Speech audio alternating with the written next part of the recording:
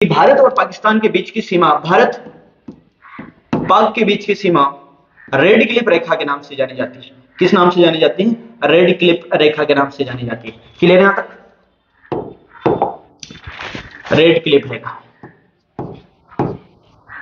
दूसरा क्वेश्चन आप लोगों को याद रखना है कि भारत पाक के बीच की जो सीमा है, जो रेड क्लिफ रेखा के नाम से जानी जाती है, कुल कितने भारतीय राज्यों के साथ स्पर्श करती है? तो आप लोगों को यहां पर याद रखना है, पहला जो राज्य होता है उसका नाम है गुजरात, दूसरा राजस्थान, आपके दिमाग में सेट होना चाहिए ऐसा कैसा, फिर तीसरा है पंजाब। 3 राज्य हो गए।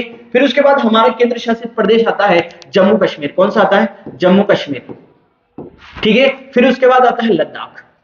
तो याद रखेंगे आप लोग, 3 राज्यों के साथ और 2 केंद्र शासित प्रदेशों के साथ भारत रेड क्लिफ रेखा बनती है। कितनों के साथ? 3 राज्यों के साथ। 3 राज्य कौन कौन से? गुजरात, राजस्थान, पंजाब। और 2 केंद्र शासित प्रदेश कौन कौन से हैं? जम्मू और लद्दाख। 2 केंद्र शासित प्रदेशों के साथ ये सीमा बनती है। इसके बाद आप लोगों को याद रखना, इसकी जो लंबाई है दोस्तों, इसकी किसके रेड क्लिफ की जो लंबाई है, वो लंबाई आप लोगों को याद रखनी है। इसकी लंबाई होती है 33-23 किलोमीटर। कितनी होती है?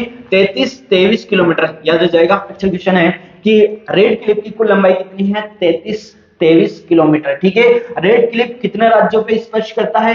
तो 3 राज्यों और 2 केंद्र शासित प्रदेशों पर स्पर्श करता है। इसका जो निर्धारण हुआ था दोस्तों, वो हुआ था अगस्त, कब? अगस्त 1947 में इसका निर्धारण हुआ था। अगस्त 1947 में इसका निर्धारण, किसका? रेड क्लिफ का निर्धारण हुआ था। यहां तक की बात क्लियर है?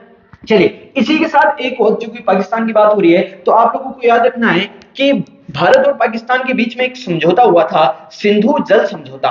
बोलो कौन सा समझौता हुआ था? सिंधु जल समझौता। अगर कभी प्रश्न आए कि सिंधु जल विवाद कौन से देशों के बीच में होता है, तो भारत और पाकिस्तान के बीच में होता है। ठीक है ना? क्योंकि ये समझौता जो है ये हुआ था, पर कभी कभी इसी को लेकर विवाद हो जाता है भारत और पाकिस्तान के बीच में। तो सिंधु जल विवाद या सिंधु समझौता, दोनों प्रश्न आए तो आप लोगों को याद रखना है पाकिस्तान